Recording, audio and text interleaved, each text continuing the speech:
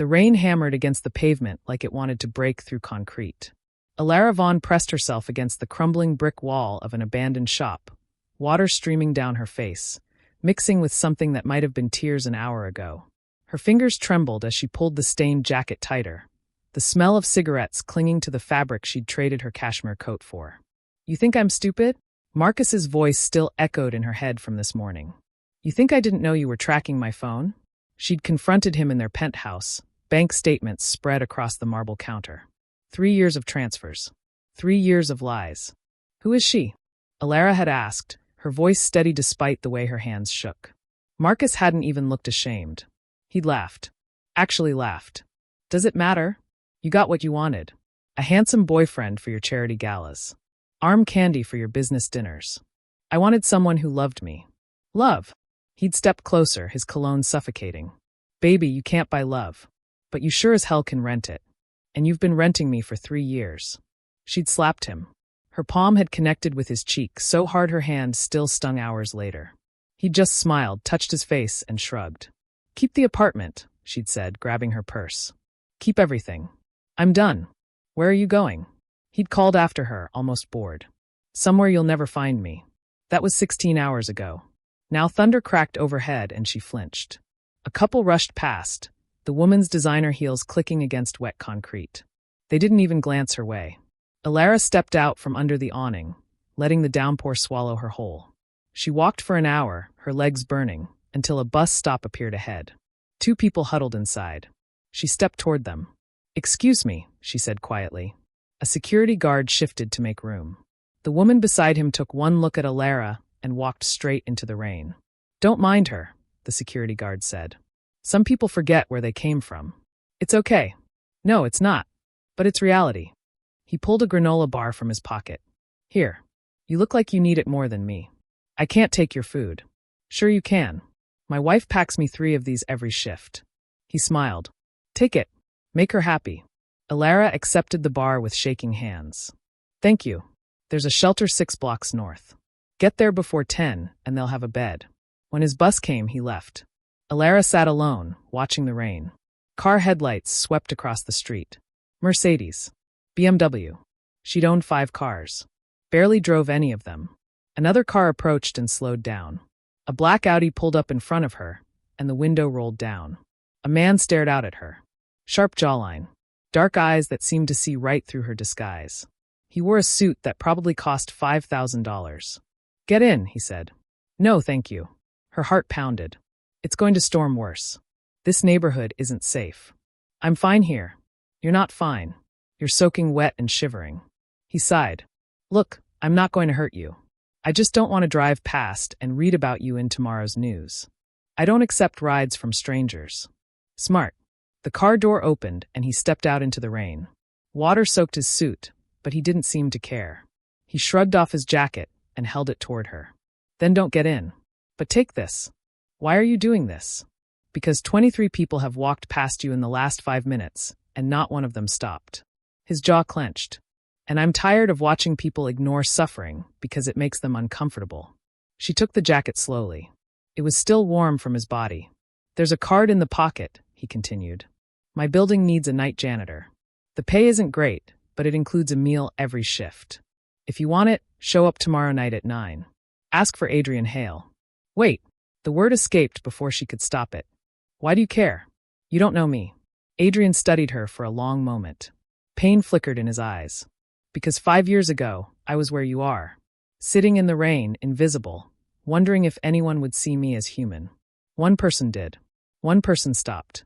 And it changed everything." "Who was it?" "Doesn't matter. She's gone now." He opened his car door. "But I made her a promise that if I ever made it out, I'd do the same for someone else. So here I am, keeping a promise to a ghost. I'm sorry. Don't be sorry. Just show up tomorrow if you need the job." He paused. "And if you don't show up, that's okay too. Just promise me you'll find somewhere warm tonight." "I promise." He nodded once and drove away. Elara watched his taillights disappear, her fingers clutching his jacket. She pulled out the business card. Simple. Elegant. Adrian Hale, CEO, Hale Industries. A CEO. She recognized the company. They'd been competitors once. Had they ever met at those boring conferences? She looked at the card, then back at the street. A small smile tugged at her lips. When was the last time someone had surprised her? When was the last time someone had seen her without knowing her name or her net worth? She pulled his jacket on. It swallowed her, but it was warm and dry. She breathed in the scent of it and felt something crack in her chest. Something that had been frozen for so long. The rain continued, but Elara started walking. She found a motel 6 blocks away and paid cash for the night. The room smelled like mold. The bedspread had stains she didn't want to identify. It was perfect. She sat on the mattress and pulled out a phone from a hidden pocket. Not her regular phone. This one didn't exist on any network. She'd had it made 3 months ago when the doubt about Marcus first started. She typed in a 16-digit code and waited. Green text appeared, access granted. Her fingers hovered over the keyboard. Then she typed, Operation Truth begins. Simple. Clean. Just 3 words that would let her assistant know the plan was in motion. She sent it, then powered off the phone. Tomorrow, she'd go to Hale Industries. She'd take the janitor job. She'd watch Adrian Hale and see if his kindness was real or just another performance. She'd test him the way life had tested her. Real love. The kind that existed without contracts or conditions. The kind that stopped in the rain for a stranger and offered a jacket without expecting anything in return. Elara lay back, Adrian's jacket pulled over her like a blanket. The rain drummed against the window. Tomorrow, everything would change. Tomorrow, she'd discover if the man who saw dignity where everyone else saw dirt was real. And somewhere deep in her chest, where her heart had been locked away for so long, something small and dangerous began to beat again. The fluorescent lights of Hale Industries buzzed overhead like angry wasps. Elara stood in the basement corridor at 8:55 p.m., Adrian's business card clutched in her hand, her heart hammering against her ribs. You looking for someone? A woman's voice cut through her thoughts. Elara turned to find a middle-aged woman in a maintenance uniform. Her name tag read Rosa. I'm here about the janitor position. Mr. Hale told me to come at 9. Rosa's eyebrows shot up. Mr. Hale told you? Personally? Yes. Is that unusual? Unusual? Rosa laughed. Honey, Mr. Hale doesn't talk to anybody if he can help it. He's been running this company for 3 years, and I've heard him say maybe 10 words total. She looked Elara up and down. What's your name? Lena. The fake name rolled off her tongue easily. Well, Lena, come with me. Let's get you sorted before the boss changes his mind. They took the service elevator up to the 20th floor. The doors opened to reveal a sleek hallway, all glass and steel. Rosa led her to a corner office. Light spilled from beneath the door. Rosa knocked twice. Mr. Hale? Got someone here to see you. Come in. Rosa pushed the door open and gestured for Elara to enter, then left. Adrian sat behind a massive desk, papers scattered across its surface. His jacket was draped over his chair, sleeves rolled up to his elbows. When he glanced up and saw her, something flickered across his face. Relief? You came, he said. You offered. Most people don't show up when I offer them jobs. He stood and walked around the desk. Did you find somewhere to stay last night? A motel. Eat anything? The granola bar. And some crackers from a vending machine. Adrian's jaw tightened. He walked to a mini fridge in the corner and pulled out a sandwich. Here, eat this while we talk. I'm fine. Lena, right? He held out the sandwich. Take it. Consider it part of the interview process. I need to know you can follow simple instructions. Elara took the sandwich, her fingers brushing his for just a second. A jolt went through her. She unwrapped it and took a bite. Turkey and cheese. Good, he asked. Yes. Thank you. Don't thank me yet. The job is hard work. You'll be cleaning 20 floors, 5 nights a week. 9 p.m. to 5 a.m. The pay is $15 an hour, plus 1 meal per shift from the cafeteria. $600 a week. She spent more than that on coffee every month in her old life. I'll take it, she said. Don't you want to know what the work involves? You already told me. Cleaning offices. Emptying trash. It's honest work. Adrian's lips curved slightly. Rosa said that, didn't she? She did. The job is yours if you want it. But I have one condition. What condition? If you're in trouble, real trouble, you tell me. If someone's looking for you, if you're running from something dangerous, I need to know. Elara's throat went dry. Why? Because I'm responsible for everyone who works in this building. And because I've seen what happens when people run from the wrong kind of trouble. His eyes darkened. It follows them. And it hurts everyone around them. I'm not in that kind of trouble. Then what kind of trouble are you in? The heartbreak kind. The words came out raw and honest.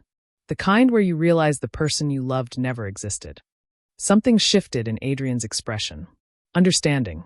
Yeah, I know that kind of trouble. They stood in silence. Elara took another bite to avoid his gaze. When she looked up, he was watching her with an intensity that made her skin prickle. What? She asked. Your eyes. What about them? They're unusual. The color. It's like amber in sunlight. He blinked and looked away quickly. Sorry. That was inappropriate. It's okay. No, it's not. You're my employee now. I shouldn't be commenting on your appearance. He moved back behind his desk. Rosa will train you tonight. Tomorrow you'll work your first full shift. Any questions? Why are you helping me? I told you last night. I know what you told me. But there's more to it, isn't there? She stepped closer. You don't know me. For all you know, I could be dangerous. Could be. He picked up a pen. But I don't think you are. Why not? Because you asked that question. Liars don't question why people trust them. They just take advantage of it. Elara's chest tightened. He was too perceptive. Get some rest tonight. Show up tomorrow ready to work. Okay. She turned to leave, then paused. Mr. Hale? Adrian. If you're working here, call me Adrian. Adrian. Thank you. For the second chance. Everyone deserves a second chance, Lena. Most people just never get one. Rosa spent 3 hours showing her the building. Which offices needed daily cleaning. Where the supply closets were. How to work the industrial vacuum cleaners. It's not glamorous work, Rosa said. But it's important. People spend more time in their offices than at home. We make those spaces livable. Around midnight, Rosa walked Elara back to the locker room and gave her a uniform. Punch in at 9, punch out at 5. Don't be late. And if Mr. Hale talks to you, pay attention. He doesn't waste words on people he doesn't think are worth his time. He talks to you. Rosa laughed. Honey, I said maybe 10 words total in 3 years. That wasn't an exaggeration. You got a whole conversation out of him on your first night. That's special. After Rosa left, Elara pulled out her secret phone and stared at it. Her assistant would be waiting for details. But she remembered the way Adrian had looked at her. Not with pity. Not with judgment. With recognition. Your eyes, he'd said. They're like amber in sunlight. She typed. Day 1 complete. Position secured. We'll report more soon. Then she turned it off. The next night, Elara arrived at 8:45 p.m. She started her rounds on the top floor. Adrian's light was on. She told herself to walk past it, but her feet carried her to his door anyway. She knocked softly. Come in. He sat in the same position, papers everywhere, exhaustion on his face. Sorry to disturb you. I was just checking if your office needs cleaning. Adrian looked up, and something in his expression softened. Lena, how was your first night? Rosa is a good teacher. The best. He stood and stretched. Have you eaten? Not yet. I was going to grab something from the cafeteria. The cafeteria closes at 9. It's 9:30 now. Come on. Where are we going? My office has a kitchen. I'll make you something. You don't have to do that. I know I don't have to. I want to. He glanced back at her. Is that okay? Elara nodded.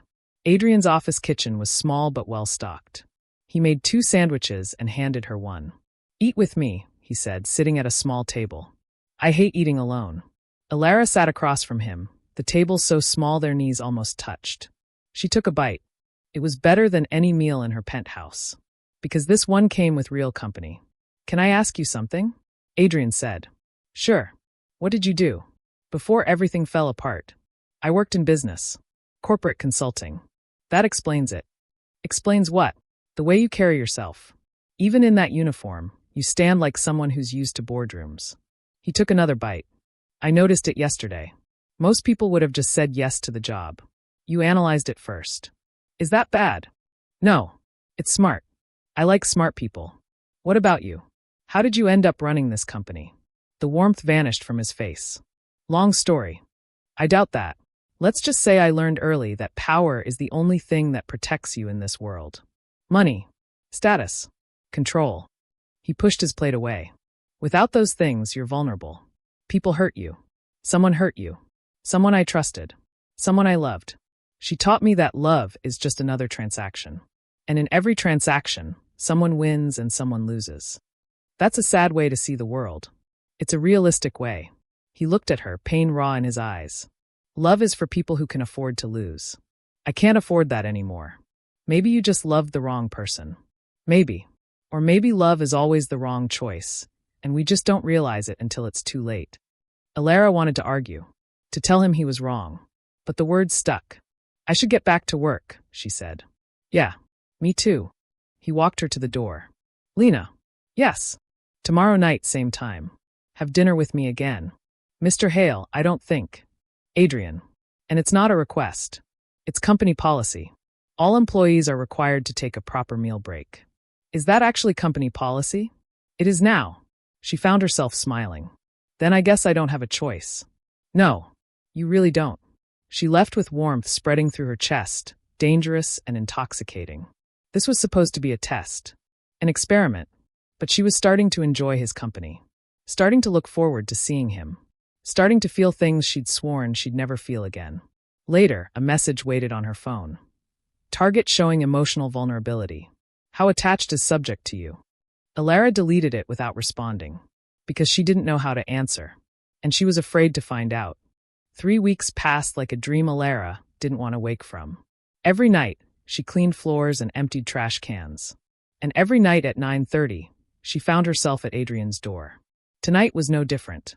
She knocked, and his voice called out, "Come in." But something was wrong. Adrian stood at his window, his phone pressed to his ear, his free hand clenched into a fist. I don't care what the board thinks, Richard. Those contracts are solid. His voice was ice. If they want to back out, remind them what happens when people break agreements with me. He ended the call and threw his phone onto the desk. It clattered across the surface. Bad day? Elara asked softly. Adrian spun around, surprise flashing across his face. Lena, I didn't hear you come in. I can come back later. No. He ran a hand through his hair. Stay. Please. I could use the company. She stepped inside and closed the door. What happened? Boardroom politics. Someone's been feeding lies to our investors. 3 major contracts were just put on hold pending further investigation. He laughed bitterly. Further investigation. That's code for, we don't trust you anymore. Can they do that? Just back out. They can do whatever they want if someone convinces them I'm a risk. He moved to the couch in the corner and collapsed onto it. I've been building this company for 3 years. 3 years of 16-hour days and sacrificing everything. And one person with the right connections can tear it down in a week. Elara sat beside him, leaving a careful distance between them. Who would do that? Could be anyone. Business is war, Lena. Everyone smiles at the conferences and stabs you in the parking lot. He leaned back, closing his eyes. I'm tired. So damn tired. When did you last sleep? Does 3 hours count? Not really. Then I don't remember.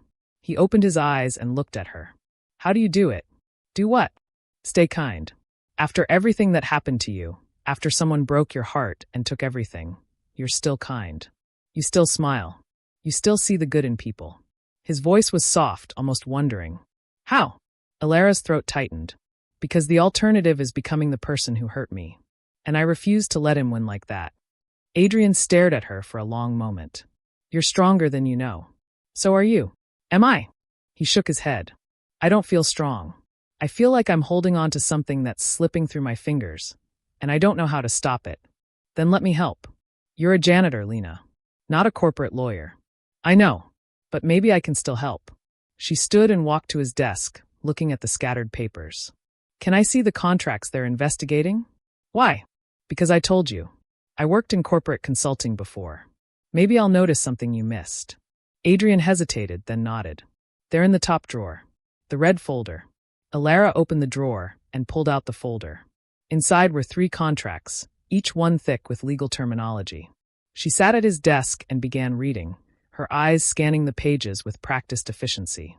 5 minutes passed. 10. Adrian watched her in silence. Here, she said finally, pointing to a clause on page 7 of the second contract. This termination clause. It says either party can terminate with 30 days' notice if material misrepresentation is proven. I know. That's standard. But look at the definition of material misrepresentation. It's vague. Deliberately vague. She flipped to another page. And here, in the dispute resolution section, it says all disputes must be settled through arbitration with a panel chosen by the initiating party. Adrian leaned forward, which means whoever accuses me of misrepresentation gets to choose the arbitrators. Exactly. This contract is designed to be broken. Whoever wrote this wanted an easy exit strategy. How did I miss that? Because you were looking at the business terms, not the legal traps. She met his eyes. Who negotiated this contract? My former COO, David Chun. He left 6 months ago to start his own company. And now your investors are pulling out. Elara closed the folder. I'd bet my life David is the one feeding them lies. He knows these contracts are vulnerable. He probably planted the clauses himself. Adrian stood abruptly and began pacing. That son of a bitch. I trusted him. I brought him in when he had nothing. Can you prove he wrote these clauses? I'd have to pull the original drafts from the archive. See who made the final edits before we signed. Then do it. Tonight. Before the board meeting tomorrow. Adrian stopped pacing and looked at her. Really looked at her. How does a homeless woman know corporate law this well? Elara's heart skipped. She'd been careless. Too eager to help. I told you. I worked in consulting. I read contracts all the time. Reading and analyzing are different things. You just dissected that contract like a lawyer with 10 years of experience. I'm just good at reading. Lena. He stepped closer. Who are you really? I'm nobody.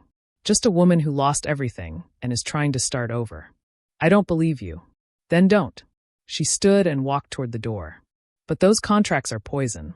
If you want to save your company, you need to prove David sabotaged them. Wait. Adrian's hand caught her arm, gentle but firm. I'm sorry. I didn't mean to interrogate you. I'm just, he sighed. You're right. About the contracts. About everything. And I'm grateful. Really. Elara turned to face him. They were close now. Too close. She could smell his cologne, see the exhaustion in his eyes, feel the warmth radiating from his body. You don't have to thank me, she said softly. Yes, I do. You just saved my company. The least I can do is say thank you. Then you're welcome. They stood there, neither moving, the air between them charged with something electric. Adrian's hand was still on her arm, his thumb absently brushing against her skin. Lena, he whispered. Yes. Why do I feel like I've known you forever? Maybe in another life. I don't believe in other lives. Only this one. Then maybe some people are just meant to meet. His eyes dropped to her lips. Maybe. The moment stretched, tension building until Elara thought she might shatter.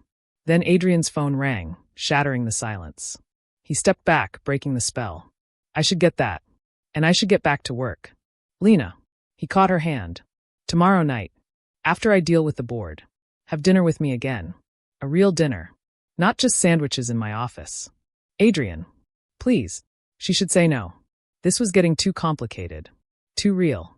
But looking at his face, at the hope and vulnerability there, she couldn't. Okay, she whispered. Tomorrow. His smile was like sunrise. Tomorrow. Elara left his office and pushed her cleaning cart down the hallway with shaking hands. What was she doing? This wasn't the plan. The plan was to observe. To test. To see if someone could love her without knowing her wealth. But she was falling. Actually falling for him. She pulled out her secret phone in the supply closet and stared at the screen. Another message from her assistant. Operation taking too long. Recommend revelation within 48 hours. Need to return to board meetings. Elara typed back. Need more time. Target showing promising signs. Cannot rush. The response came immediately. Your ex-fiancé has been asking questions. He saw the news footage of someone matching your description. He's getting suspicious. Her blood ran cold. Marcus. Of course he would notice. He'd always been obsessed with her, with controlling her. She typed, handle it. Keep him away. Will do. But be careful. If he finds you, the operation is compromised. Elara deleted the conversation and turned off the phone. When she finished her shift at 5 a.m., she walked home through the early morning streets. The sun was just starting to rise, painting the sky pink and gold. She thought about Adrian's face when she'd solved his contract problem. The way he'd looked at her.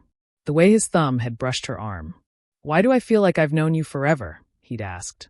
Because you have, she thought. At conferences and charity galas and business dinners.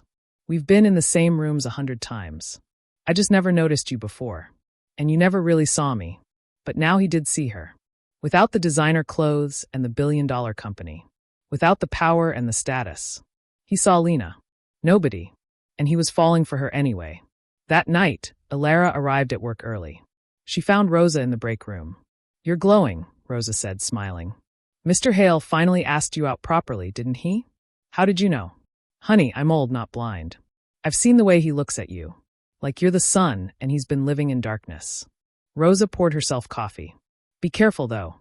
Mr. Hale's been hurt before. Bad. I don't know the details, but I know he built walls around his heart that most people can't climb."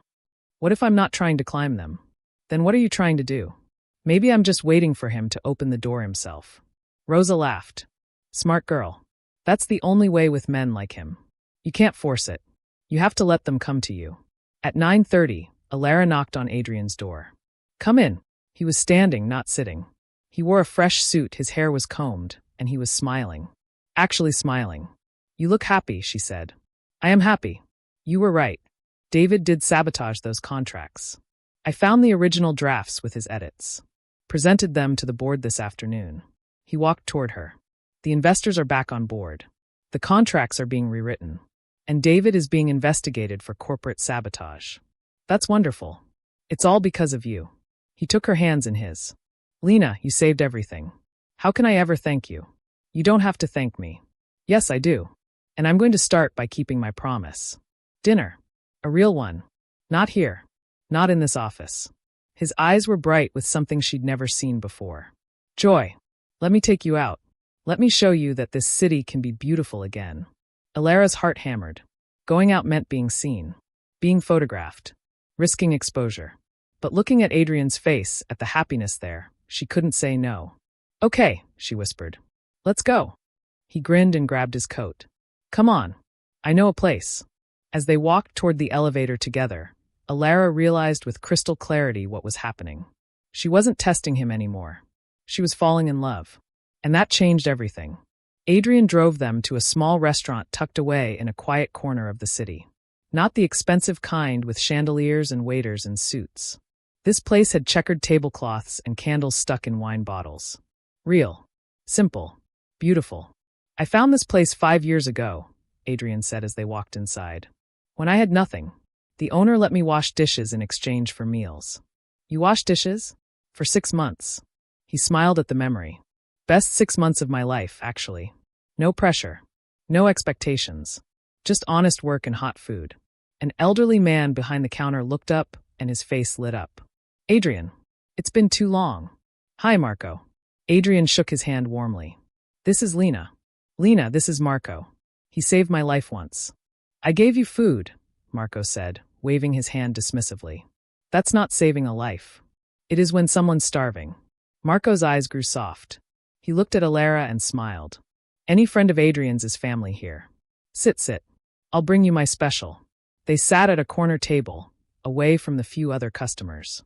Adrian seemed different here. Relaxed. The cold CEO mask was gone, replaced by something warmer. More human. "You really wash dishes here?" Elara asked. "Every night." Marco never asked questions. Never judged. Just gave me work and paid me in food. Adrian leaned back. "When I finally got back on my feet, I tried to pay him back. He refused. Said the only payment he wanted was for me to help someone else the way he helped me." "Is that why you helped me?" "Partly. But also because," he paused, his eyes meeting hers. "Because when I saw you sitting in that rain, I saw myself. And I couldn't walk away." "What happened to you?" 5 years ago." Adrian was quiet for a long moment. "I was engaged. To a woman named Victoria. She was beautiful, successful. Everything I thought I wanted." His voice went flat. "We were supposed to get married. I had the ring. The venue. Everything planned. What happened? I found out she was using me. Her family company was failing. She needed a merger to save it. So she seduced me, made me fall in love with her, convinced me to sign papers that would have given her family controlling interest in my company." Elara's chest tightened. "That's horrible. I found out 3 days before the wedding. Saw emails between her and her father, planning how to push me out once they had control." He looked down at his hands. "I confronted her. You know what she said?" "What?" "She said, 'Don't take it personally. It's just business.'" He laughed bitterly. "Just business. like my heart was a contract to be negotiated. What did you do? I walked away, canceled the wedding, broke off the merger, lost everything in the process. Her family had connections. They made sure every door in the industry closed in my face. He met her eyes. That's when I ended up here, washing dishes and wondering if love was even real. I'm so sorry. Don't be. It taught me the truth. That love is a transaction. That people only stay as long as you're useful. He reached across the table and took her hand. Or at least that's what I thought. Until I met you. Adrian. You don't want anything from me, Lena. You don't even know what I have. You just see me. The person. Not the CEO. Not the money. His thumb brushed across her knuckles. Do you know how rare that is? Elara's throat was tight. If only he knew. If only he understood that she had more money than he did. That she'd been playing the same game Victoria played, just with different rules. I'm not as good as you think I am, she whispered. Yes, you are. You just don't see it yet. Marco arrived with 2 plates of pasta, interrupting the moment. Eat. You both look too thin. The food was incredible. Rich sauce, perfectly cooked noodles, fresh herbs. They ate in comfortable silence for a while, stealing glances at each other between bites. Can I ask you something? Adrian said finally. Sure. Do you ever think about going back? To your old life? Elara set down her fork. Sometimes. But then I remember why I left. Because of him. The one who broke your heart. Because of everyone. Him. The fake friends. The people who only cared about what I could give them. She looked at Adrian. Have you ever felt invisible while being surrounded by people? Every day for 3 years. Then you understand. I'd rather be nobody and be seen than be somebody and be invisible. Adrian stared at her, something shifting in his expression. How are you real? What? How is it possible that you exist? That someone like you is real? He stood up suddenly. Come on. Where are we going? I want to show you something. He paid Marco and led her outside. They walked through the quiet streets, his hand brushing against hers occasionally, sending electricity up her arm. Finally, they stopped in front of an old building with a faded sign. City Library.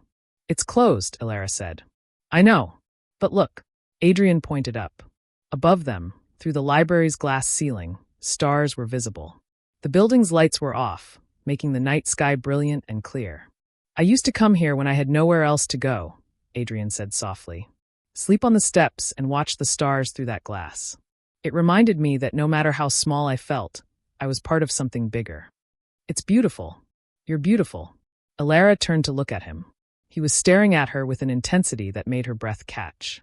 Adrian, I know I shouldn't say that. You're my employee. This is inappropriate. But I can't help it. He stepped closer. Lena, I've spent 3 years building walls, promising myself I'd never let anyone in again. And then you showed up in the rain and somehow, without even trying, you made me want to tear those walls down. You don't know me. Not really. I know enough. I know you're kind. I know you're smart. I know you see people for who they are, not what they have. His hand reached up, tucking a strand of hair behind her ear. I know that when you smile, it feels like the sun coming out. And I know that I haven't felt this alive in 5 years. Adrian, you don't have to say anything. I just needed you to know. That you matter. That you're not invisible anymore. Not to me. They stood there, inches apart, the stars shining above them through the glass. Elara's heart was racing, her mind screaming warnings, but her body was leaning toward him. I promised myself I wouldn't trust anyone again, Adrian whispered. Then maybe you need someone who has nothing to gain from you. Is that what you are? I don't know what I am anymore. Adrian's hand cupped her face, his thumb brushing her cheek. Can I kiss you? Adrian. A flash of light exploded in their faces. Then another. And another. Adrian Hale. Is this your new girlfriend? Mr. Hale, who is this woman? Are you dating someone homeless? Paparazzi emerged from the shadows, cameras clicking, lights flashing. Adrian immediately stepped in front of Elara, shielding her. Get those cameras out of her face, he shouted. Mr. Hale, is it true you're in a relationship with a janitor? Your investors won't like this. What's her name? Adrian grabbed Elara's hand and pulled her away, but the photographers followed, shouting questions, snapping pictures. They ran 2 blocks before losing them in an alley. Both of them were breathing hard. Elara's hands were shaking. Are you okay? Adrian asked. I'm fine. But Adrian, your reputation. I don't care about my reputation. You should. Those pictures will be everywhere by morning. Let them be everywhere. He took both her hands. I'm not ashamed of you, Lena. I'm not ashamed of this. Whatever this is. But your investors can deal with it. I've spent 3 years doing everything they wanted. Dating the right people. Going to the right events. Being the perfect CEO. His eyes were fierce. I'm done living for other people's approval. If they have a problem with me caring about you, they can find another CEO. Adrian, you can't throw away everything you've built for. For what? For you. He smiled. Watch me. Before she could respond, his phone rang. He glanced at the screen and his face darkened. It's my PR manager. I need to take this. Go ahead. He answered. Richard, I know. I saw them. No, I'm not going to issue a statement denying anything. Because there's nothing to deny. He paused, listening. I don't care what the board thinks. Schedule a press conference for tomorrow morning. I'll handle this myself. He hung up and looked at Elara. Tomorrow's going to be chaos. The media will be vicious. They'll dig into your past, try to find dirt, make up stories. I know. I can protect you. Keep your name out of the press. But only if you want me to. Elara's mind was racing. If they investigated her, they'd find nothing. Because Lena didn't exist. But they might find something that led back to Elara Vaughn. And then everything would be ruined. Protect me, she whispered. Please. I will. I promise. He pulled her into his arms, holding her tight. I won't let them hurt you. Standing there in his embrace, Elara felt something crack open in her chest. This was supposed to be a test. An experiment. A way to prove that real love existed. But it had become something else entirely. She was falling in love with Adrian Hale. Really, truly falling. And tomorrow, when he defended her to the world, when he risked everything for her, she would have to make a choice. Keep lying and protect her heart. Or tell the truth and risk losing him forever. In her pocket, her phone buzzed with a message. But she already knew what it would say. Marcus had seen the photos. And he was coming for her. Elara didn't sleep that night. She sat in her motel room, staring at her secret phone, watching the messages pile up. From her assistant. Photos everywhere. Marcus demanding to know your location. Should I tell him? From her lawyer. News outlets asking about Elara Vaughn. They've noticed you haven't been seen in weeks. Need a statement. From her board. Emergency meeting requested. Your absence is causing investor concerns. And one message that made her blood run cold. From Marcus. I know it's you in those photos, Elara. We need to talk. Now. She didn't respond to any of them. Instead, she pulled up the news on her phone. The headline blazed across every major outlet. Billionaire CEO Adrian Hale's mystery woman. From rags to romance? The photos were everywhere. Her face blurry but recognizable. Adrian's hand on her cheek. The moment before the almost kiss. And the caption that killed her.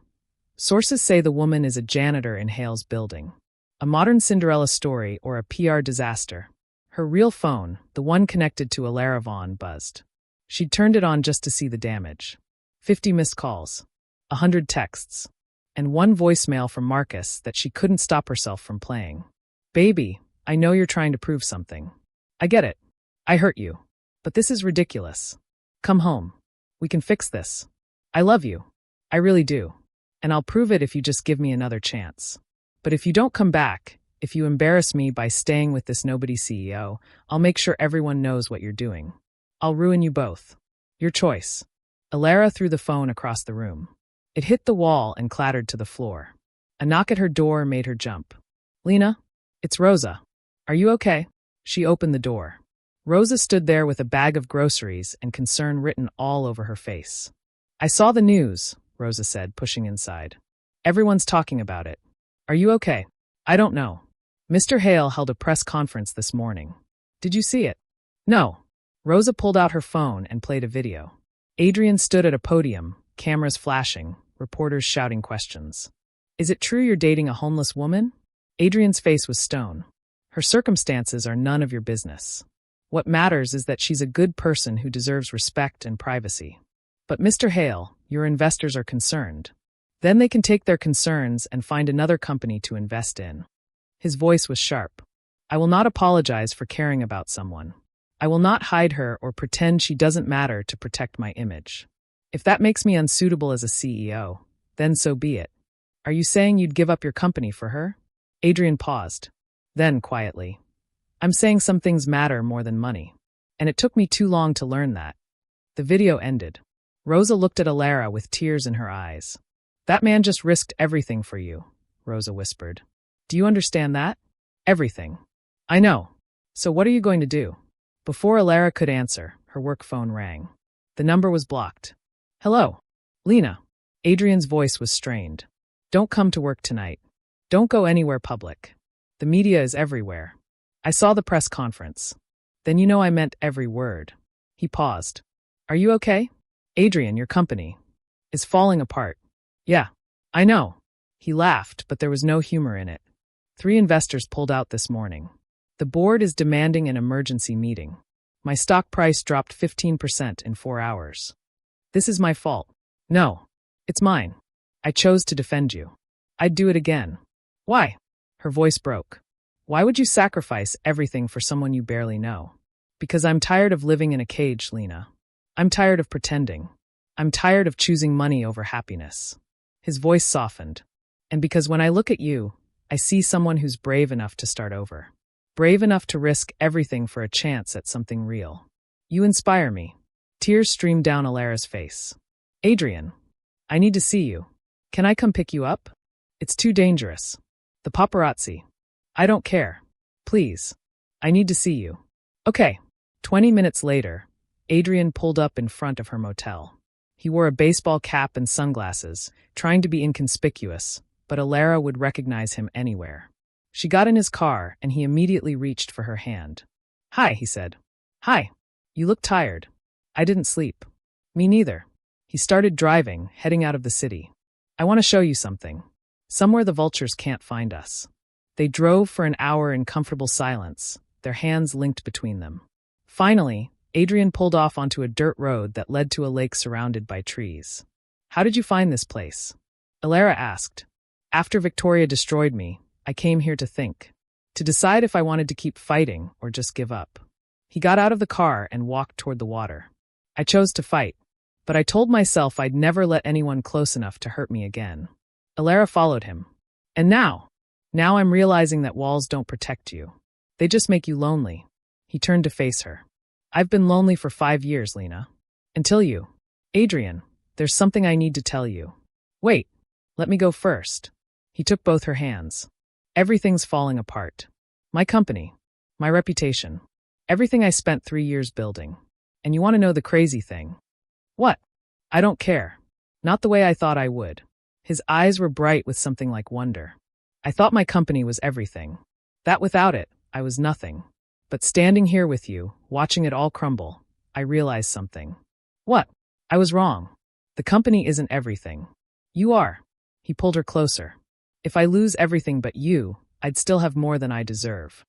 Elara's heart shattered. She couldn't do this. Couldn't keep lying. Not when he was willing to sacrifice everything for her. Adrian, stop. Please stop. She pulled away from him. You need to know the truth. What truth? I'm not who you think I am. His face went carefully blank. What do you mean? I mean, I lied. About everything. My name isn't Lena. I'm not homeless. I never was. The words tumbled out like a confession. I was running from someone. Testing something. And I used you to do it.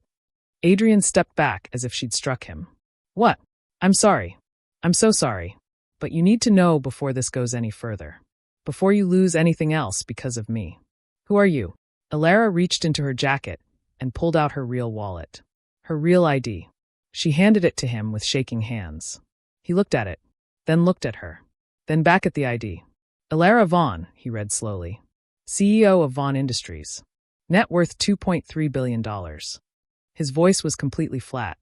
You're Elara Vaughn. Yes.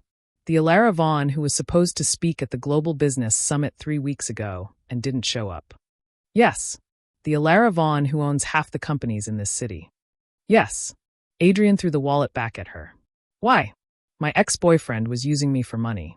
I wanted to know if real love existed. If someone could love me without knowing my wealth. She was crying now, tears streaming down her face. So I disguised myself. Became Lena. And then I met you. And you decided I'd make a good experiment? His voice was ice. A good test subject? No, it wasn't like that. Then what was it like, Elara? He spat her name like a curse. You watched me open up to you. Watched me tell you about Victoria. About being betrayed. About learning that love was just a transaction. He laughed bitterly. And all along you were doing the same thing she did. Using me. Testing me. Playing games with my life. I fell in love with you. That wasn't fake. How would I know? How would I know what's real and what's another performance? He turned away from her. Get out. Adrian, please. Get out of my car. Get out of my life. Go back to your billion-dollar empire and find someone else to toy with. I wasn't toying with you. I swear, everything I felt was real. Was it? He spun around, and the pain in his eyes broke her. Because from where I'm standing, this looks exactly like what Victoria did. Make me fall in love. Make me trust. And then reveal it was all just business. You were never the target.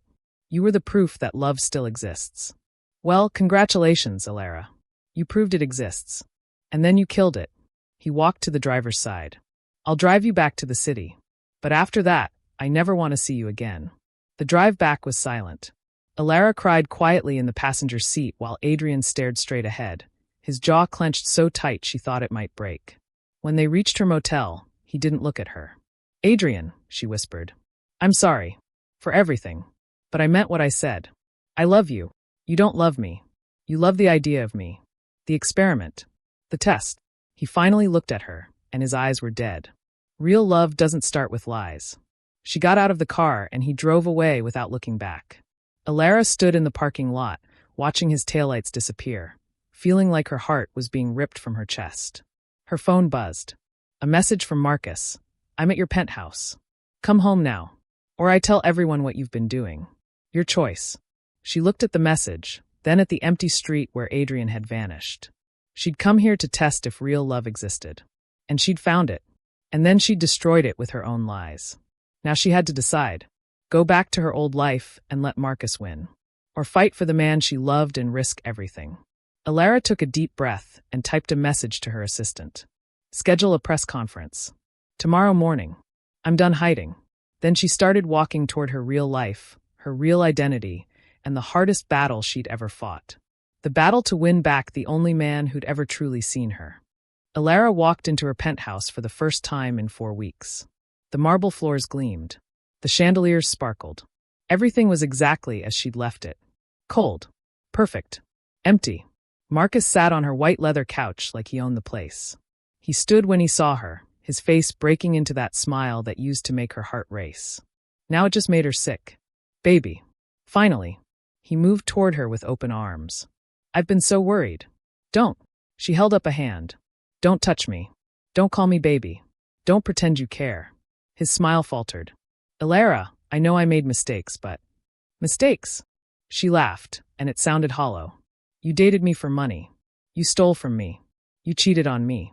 Those aren't mistakes, Marcus. That's who you are. I've changed. I swear.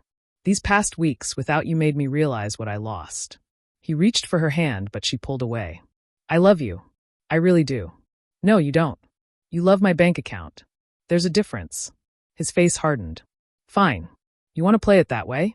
Let's talk business then. He pulled out his phone and showed her a photo. It was her in the janitor uniform, standing with Adrian. I could send this to every news outlet in the country. Expose your little experiment. Destroy both your reputations. Go ahead. What? Send it. Post it. Tell everyone. She met his eyes steadily. I'm holding my own press conference tomorrow morning. I'm going to tell them everything myself. Marcus stared at her. You're bluffing. Am I? Try me. You'll ruin yourself. Your company. Everything you've built. Maybe. But at least I'll be free of you. She walked past him toward her bedroom. Get out of my apartment. You have 10 minutes before I call security. You're making a mistake, Elara. That CEO doesn't love you. He's just like me. He saw an opportunity and took it. She stopped and turned. No. He's nothing like you. He loved me when he thought I had nothing. When he thought I was nobody. He was willing to lose everything for me. Her voice broke. And I destroyed that. But I'm going to try to fix it. Even if it's too late. He'll never forgive you for lying. Maybe not. But I have to try. Marcus laughed. You really fell for him, didn't you? The great Elara Vaughn, brought down by a nobody CEO. He's not a nobody. He's the only person who ever saw me. The real me. Not my money.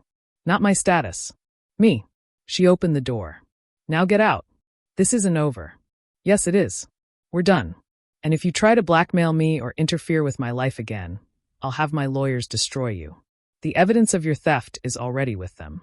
The only reason you're not in jail right now is because I haven't pressed charges yet. Don't give me a reason to. Marcus's face went pale. He walked to the door, then paused. You know what the funny thing is? I actually did start to care about you. Toward the end. But by then it was too late. Yeah, it was. After he left, Elara collapsed on her couch and cried. Not for Marcus. Not for her lies. But for Adrian's face when she'd told him the truth. The betrayal. The pain.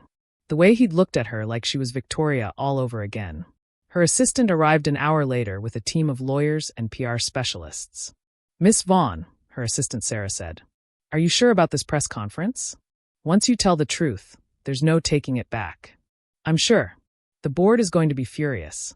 Investors will panic. Your stock price will drop. Let it drop. Sarah blinked. I'm sorry, what? I said let it drop.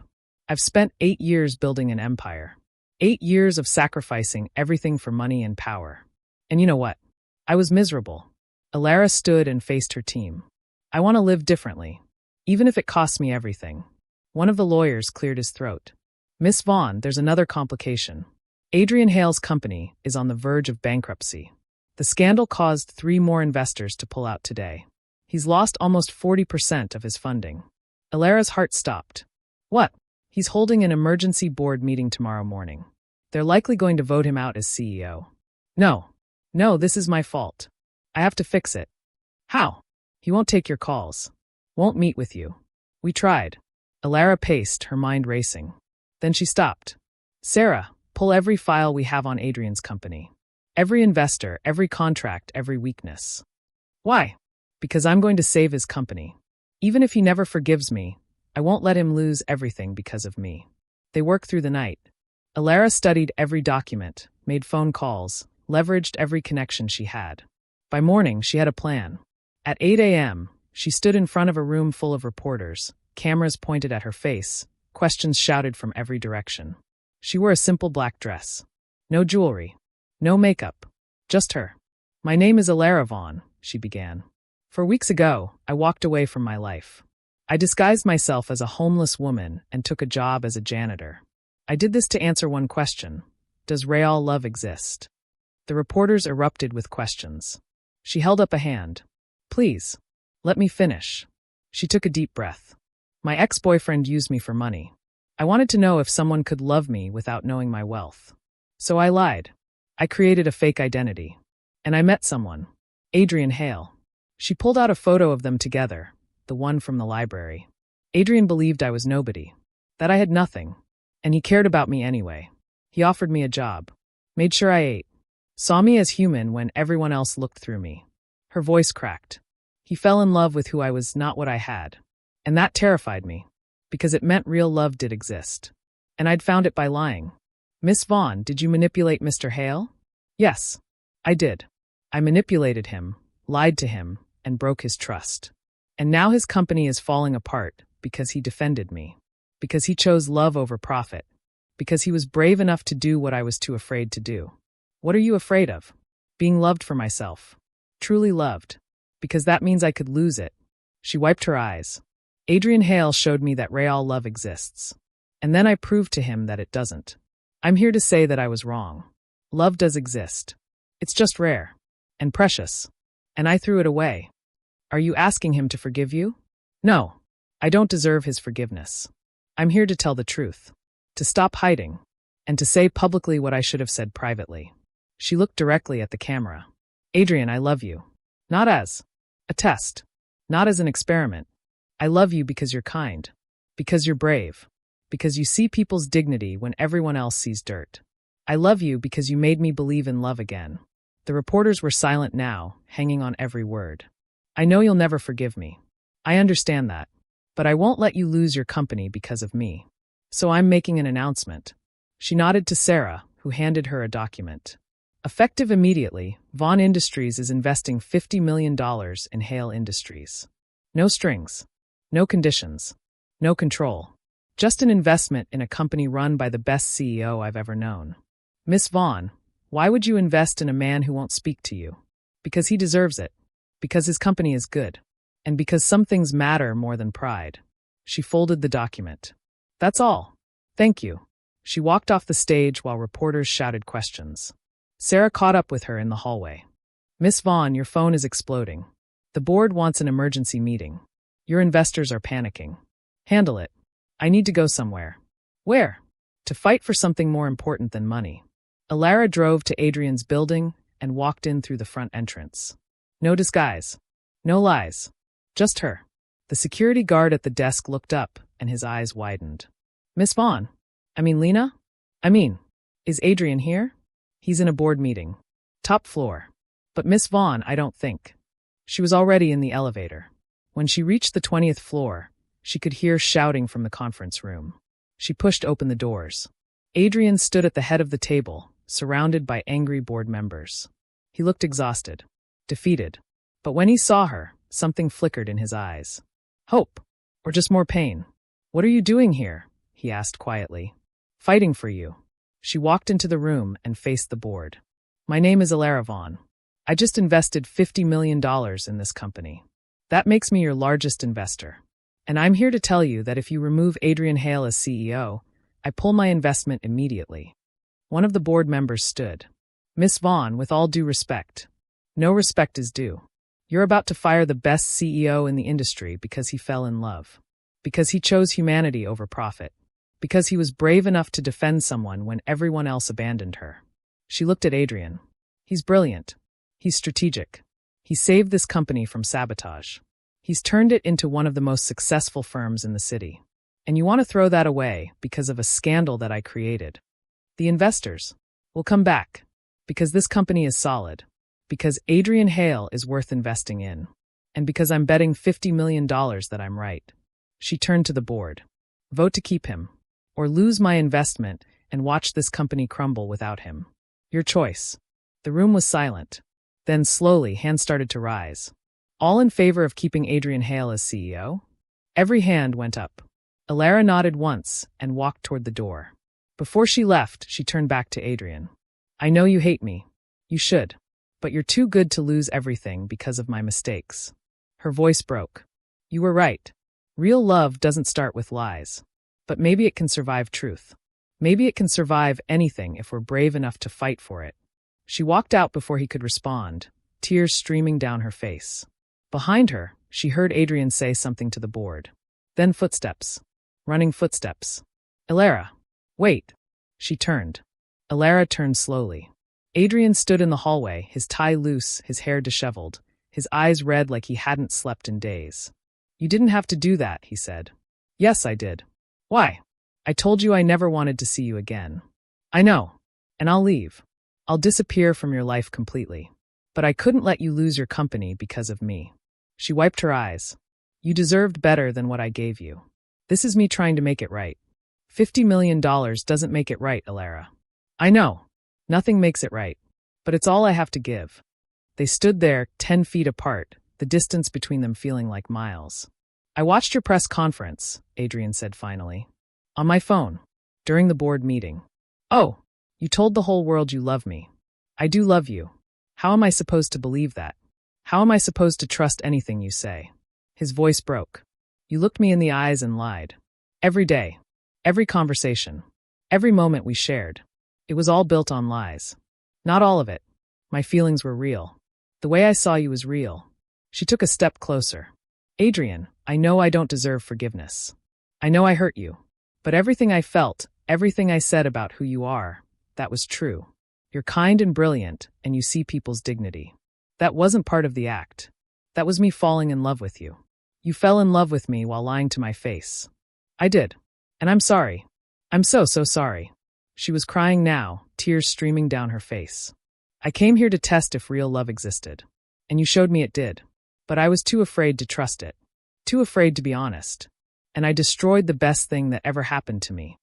Adrian ran a hand through his hair. Do you know what the worst part is? What? I still love you. He laughed bitterly. I've spent 3 days telling myself to hate you. To forget you. To move on. But I can't. Because when I close my eyes, I don't see Elara Vaughn, billionaire. I see Lena, the woman who saved my company, who ate sandwiches with me at midnight, who looked at stars and talked about being invisible. He met her eyes.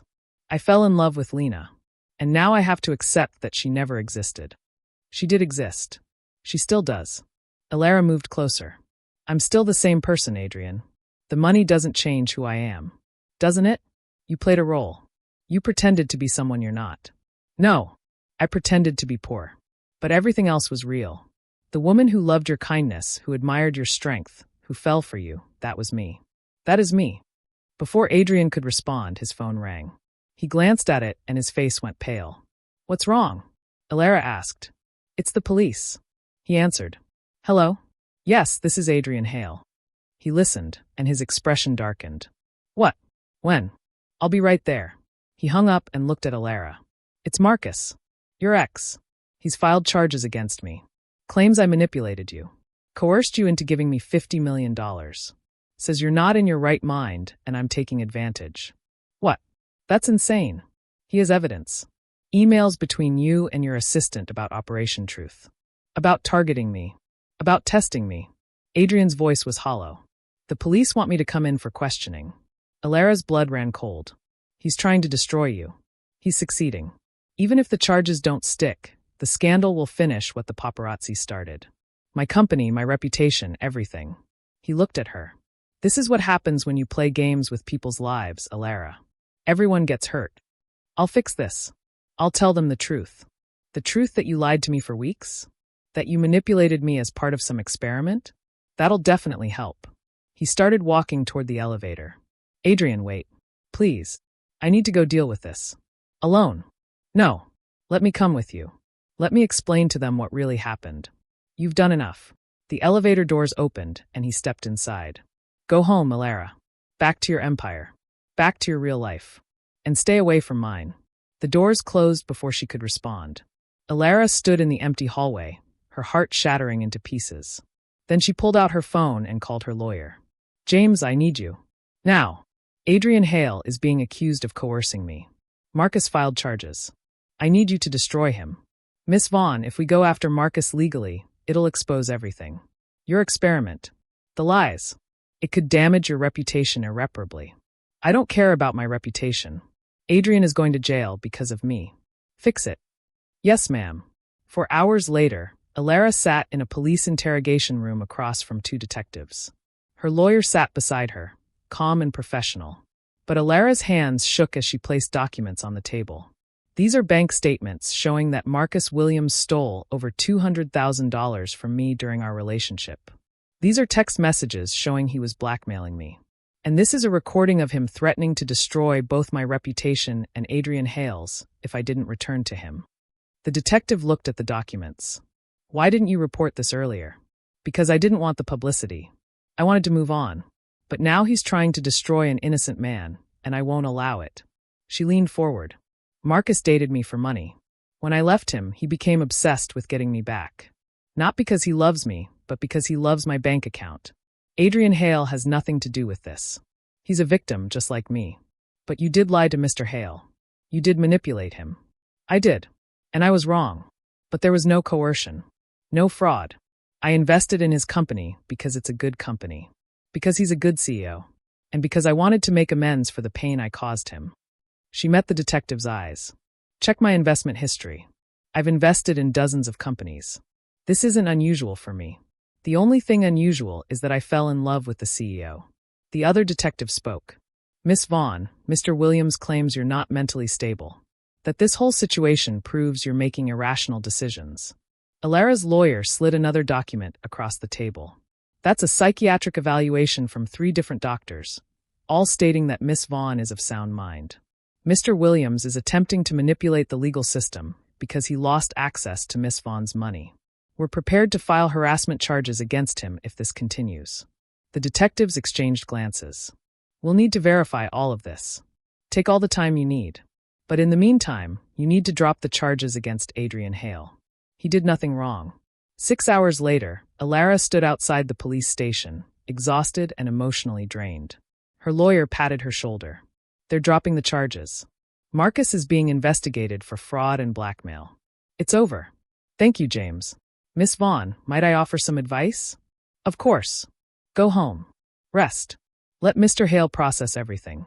You can't force forgiveness. You can only prove you've changed. What if he never forgives me? Then you learn to live with it. But at least you'll know you tried. Elara went home, but she couldn't rest. She paced her penthouse, her mind racing. Finally, at midnight, she sat down at her desk and wrote a letter. Not an email. Not a text. A real letter, handwritten on paper. Adrian, by the time you read this, you'll know that Marcus's charges have been dropped. You'll know that I exposed everything to protect you. And you'll probably still hate me. I don't blame you. I'm writing this not to ask for forgiveness, but to tell you the truth. All of it. When I walked away from my life 4 weeks ago, I was broken. Marcus had taught me that love didn't exist. That everyone had a price. That I was nothing without my money. I wanted to prove him wrong. So I became Lena. And I met you. You treated me with kindness when I had nothing to offer you. You saw dignity in me when everyone else saw dirt. You made me laugh. You made me feel seen. You made me believe in love again. And that terrified me. Because if real love existed, then I'd have to face the fact that Marcus was right about one thing. I'd never experienced it before. All my relationships had been transactions. But you were different. You loved Lena. And I started to realize that Lena was just me without the armor. I should have told you the truth immediately. I know that now. But I was afraid. Afraid you'd look at me differently. Afraid you'd treat me like everyone else did. Afraid I'd lose the only real thing I'd ever had. So I kept lying. And in doing so, I proved that I didn't deserve you. You said real love doesn't start with lies. You're right. But maybe love can survive truth if both people are brave enough. I'm brave enough now. I'm standing in the light, telling the world exactly who I am and what I did. I'm fighting for you even though I know I've already lost you. Because you taught me that some things matter more than pride. More than money. More than fear. You matter more than all of it. I love you, Adrian Hale.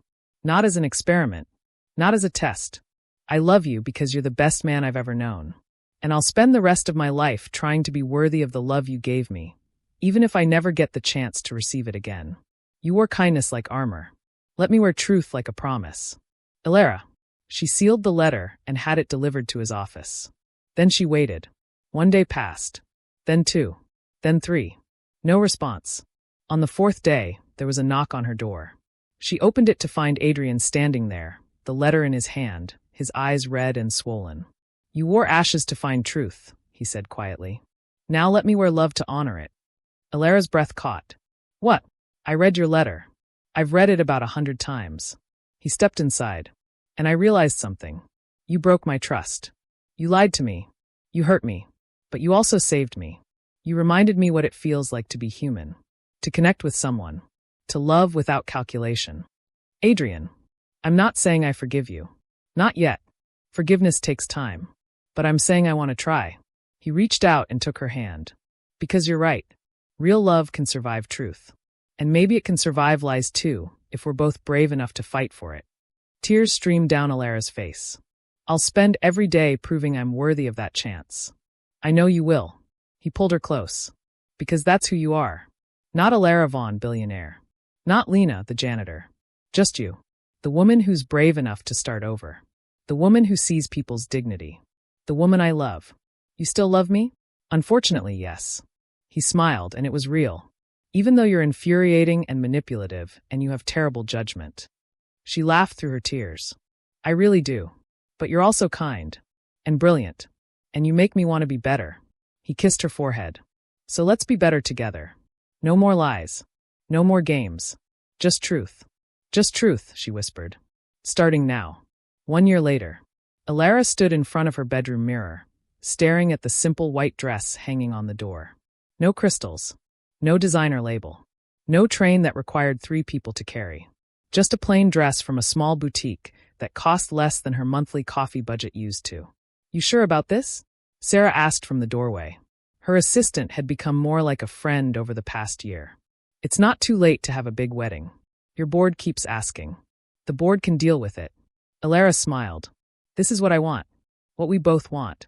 A secret wedding with 20 people in a community center? Exactly. Sarah shook her head, but she was smiling. A year ago, I would have said you'd lost your mind. Now I think you finally found it. I did. I found a lot of things. Elara turned from the mirror. Help me with this dress?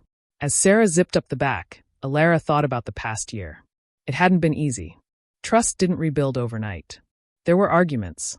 Tears. Moments when she thought Adrian would walk away for good. But he didn't. And neither did she. They went to therapy.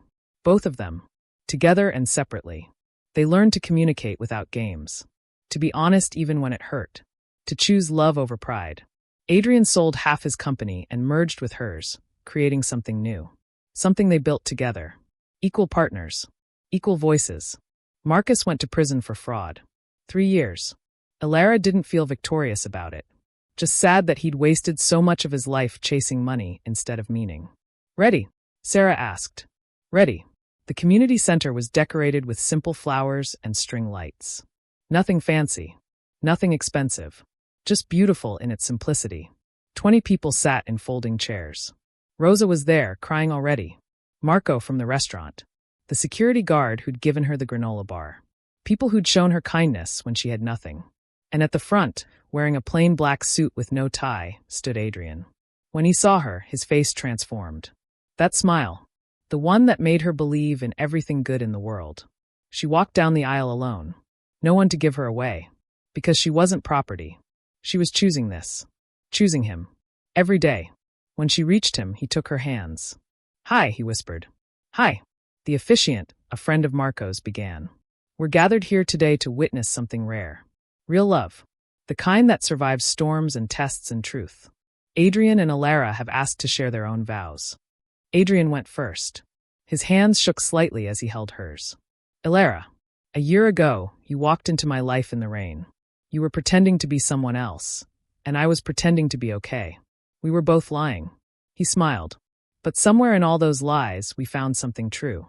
I found someone who made me want to tear down my walls. Someone who reminded me that being human isn't weakness. It's strength. His voice cracked. You broke my heart, but you also healed it. You showed me that real love isn't about perfection. It's about showing up, being honest, fighting for each other even when it's hard. Especially when it's hard. He squeezed her hands. I loved you when you were a beggar, and I love you now that I know you're a queen. But mostly, I love you because you're you. Complicated. Stubborn. Brilliant. Kind. Mine. Elara was already crying.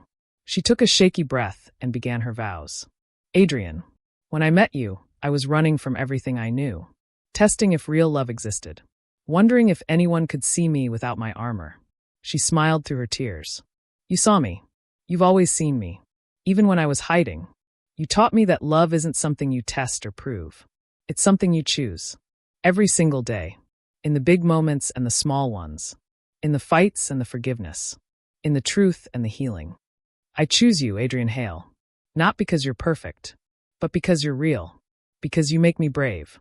Because with you, I don't have to be Elara Vaughn, billionaire, or Lena, the janitor. I can just be me. And that's enough. She wiped her eyes. You wore kindness like armor when everyone else wore cruelty. You offered me dignity when the world offered me nothing.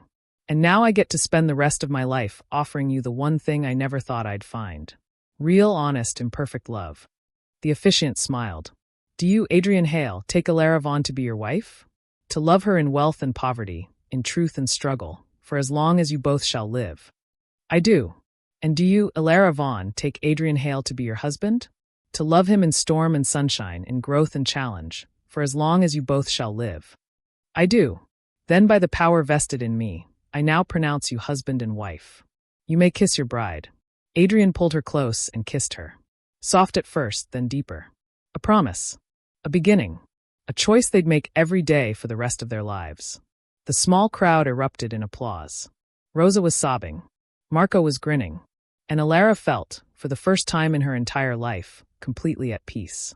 At the reception, which was just pizza and cake in the community center's basement, Adrian pulled her aside. I have something for you, he said. We said no gifts. This isn't a gift. It's a tradition. He took her hand and led her outside. It was raining. Of course it was raining. Elara laughed. You planned this. I might have checked the weather forecast. He pulled her into the rain, just like that first night. Remember this? How could I forget? You were sitting at a bus stop, soaking wet, invisible to everyone. He cupped her face. And I saw you. Really saw you. And my life changed. Mine too. So I thought we should come back here. Where it all started. He kissed her softly. And make a new memory. They stood in the rain, holding each other, laughing like children. Water soaked through their wedding clothes, ruined Elara's hair, made them both shiver. It was perfect. Adrian, Elara said. Yeah. Thank you. For what? For stopping. For seeing me. For loving me even when I didn't deserve it. You deserved it. You always deserved it. You just didn't know it yet. He smiled and pulled off his jacket, draping it over her shoulders. Come on. Let's get you dry before you catch pneumonia on our wedding day. Wait. She stopped him. Do you remember what you said to me? That first night. I said a lot of things. You said, I just hate seeing strength rot on the street. I did say that. You saw strength in me when I couldn't see it in myself. When I thought I was broken and weak and alone. You saw strength. She kissed him. That's when I started falling in love with you. Right then. In that moment. I fell in love with you when you took my jacket. Your hands were shaking, but your eyes were fierce. Like you were defeated, but not destroyed. Like you'd lost a battle, but not the war. He touched her face. You were the bravest person I'd ever seen. I was just surviving. That's what bravery is. Surviving. Showing up. Trying again. He pulled her close. And look at us now. We didn't just survive. We won. They walked back to the community center, hand in hand, soaking wet and deliriously happy. Their friends cheered when they entered. Rosa handed them towels. Marco cut them an enormous slice of cake. Later, as they drove to the small cabin they'd rented for their honeymoon, Adrian reached over and took her hand. Hey, he said. Hey, you know what the best part of today was? What? No paparazzi. No headlines. No board members. Just us. Just real. Just real, she echoed. That's all I ever wanted. Just real. They drove in comfortable silence for a while. Then Elara spoke. Adrian, can I tell you something? Always. I'm scared. Of what? That I'll wake up and this will be a dream. That I'll be back in my empty penthouse with Marcus stealing from me and no hope of ever finding real love. Adrian pulled the car over to the side of the road. He turned to face her, taking both her hands. This is real. We're real. And yeah, it's scary. Love is always scary. Because it matters. Because we can hurt each other. Because we're choosing to be vulnerable. He kissed her hands. But I'm choosing you anyway. Every day. In every way. Rain or shine. Rain or shine, she whispered. He smiled. Speaking of rain. Next time it rains, want to do something crazy. What? Let's get soaked together. No umbrellas. No running for cover. Just us and the rain and the truth. Elara laughed, and it felt like flying. Deal. Deal. He pulled back onto the road, and they drove toward their future. Toward a life built on honesty and kindness, and choosing each other. Toward everything they'd fought for and almost lost and somehow miraculously found. 3 months later, Elara sat in Adrian's office at midnight, papers spread across his desk. He brought her coffee, kissed the top of her head, and sat beside her. Working late, he asked. Says the man who's still here at midnight. I have an excuse. My wife is here. She smiled. Your wife is trying to finalize this merger before the board meeting tomorrow. Our board is going to love it. Our board still thinks we're insane for getting married. Then they're not paying attention. He took her hand. We're not insane. We're just brave. Brave enough to love without logic. Brave enough to choose each other over everything else. She looked at him, at the man who'd saved her by seeing her, and felt her heart swell with something bigger than love. Gratitude. Peace. Home. Adrian. Yeah. I'd choose you in 100 lifetimes. In 1,000. In every single one. Good. He pulled her close. Because you're stuck with me now. Best decision I ever made. Second best, he corrected. The best was stepping into that rain. You're right. She kissed him. The rain changed everything. No, he whispered against her lips. You changed everything. The rain just brought you to me. And outside, as if the universe was agreeing, it started to rain. They looked at each other and grinned. Come on, Adrian said, standing and pulling her up. We have a tradition to honor. They ran outside into the rain, laughing, soaking wet, completely alive. And as they danced in the empty street, water streaming down their faces, Elara realized something. True love didn't begin in luxury. It survived in truth. Wealth tested power, but love tested the soul. And she'd passed the test. They both had. The end. If you loved this story and want more heartwarming romance tales like this, don't forget to subscribe and hit that notification bell so you never miss a chapter. I post a new story every single day. Let's grow this community together. Your support means everything.